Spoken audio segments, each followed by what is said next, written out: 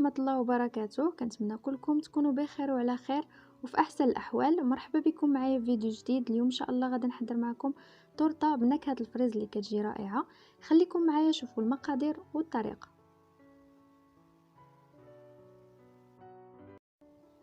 المكونات اللي غادي نحتاج في الجنواز: عندي 4 ديال البيضات يكونوا بدرجه حراره المطبخ، كاس ونص ديال الدقيق يكون نوعيه جيده، كاس ديال السكر سنيده، دائما الكاس اللي كنعبر به هو الكاس ديال العنبه، عندي ساشي ديال الفاني، رشه ملح، نكهه الفريز. بالنسبه للخميره الحلويات يمكن لكم تضيفوها في الجنواز ويمكن لكم ما ديروهاش لان ماشي كلشي كيستعملها في الجنواز، وحتى لا ضفناها كنضيفوا كميه قليله. انا غادي نضيف منها 3 غرام، يعني ما غاديش نستعمل الساشي كامل. بسم الله. كنضيف البيض، كنزيد عليه الملحه والساشي ديال الفاني والسكر، غادي نطربهم.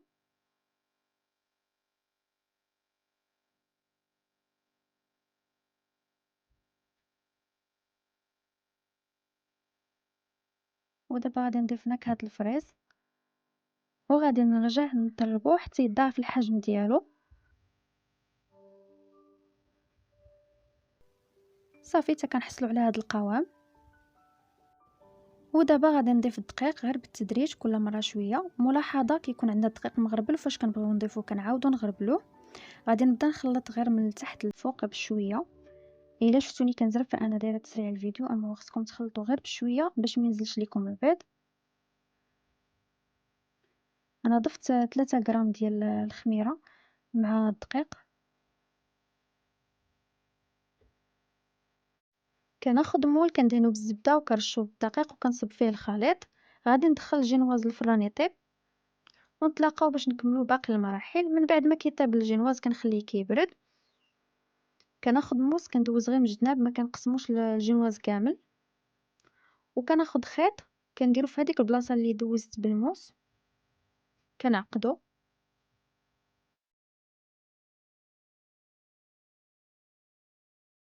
ودابا غادي نوجد السيرو اللي غادي نسقي به الجينواز. كناخد كاس ديال السكر سنيده وكنضيف معاه كاس الا ربع ديال الماء. كنضيف نكهه الحامض. غادي نوضعو على نار مهيله حتى يتقال شويه. ودابا غادي نوجد الكريمه اللي غادي نضيف في الجينواز. كناخدو كيس ديال كريم شونتي بنكهه الفاني مع كاس ديال الحليب كنكون وضعتهم من قبل في المجمد واحد شويه. وكنزيد كنضيف نكهه الفاني. غادي نطربهم.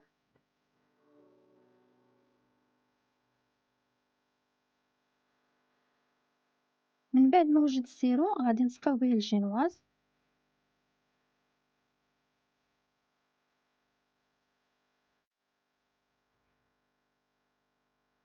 ودابا غادي نضيف للجينواز لا كريم اللي وجدت.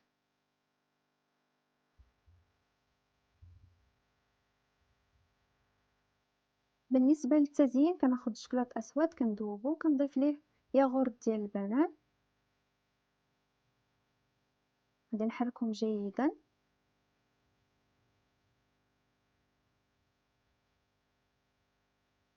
وغادي نضيف كاوكاو اللي حمرت واحد شويه.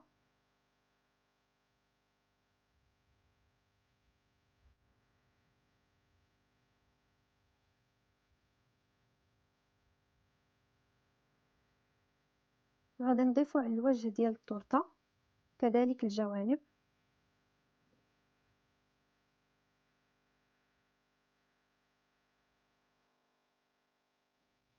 صافي دابا غادي ندخلها للثلاجه باش يجمد لي الشكلاط. من بعد ما كيجمد كنزيد نزين بالكريم اللي بقالي.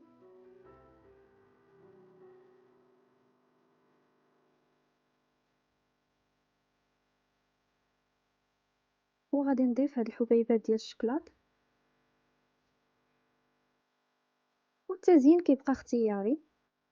وهذا هو الشكل النهائي ديال التورته من بعد ما كملت التزيين ديالها.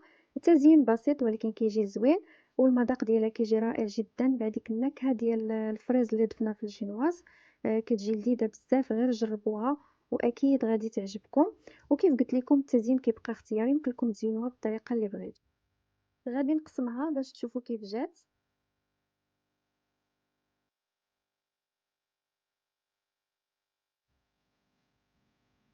شوفوا معايا كيف كتجي من الداخل، كتجي هشيشه صراحه، كتجي زوينه في المذاق ديالها. كنتمنى انكم تجربوها. كيف قلت لكم هذيك النكهه ديال الفريز كتعطيها واحد اللذه زوينه. كنتمنى ان الاقتراح ديال اليوم ينال الاعجاب ديالكم. نتلاقاو ان شاء الله في فيديو جديد. مع السلامه.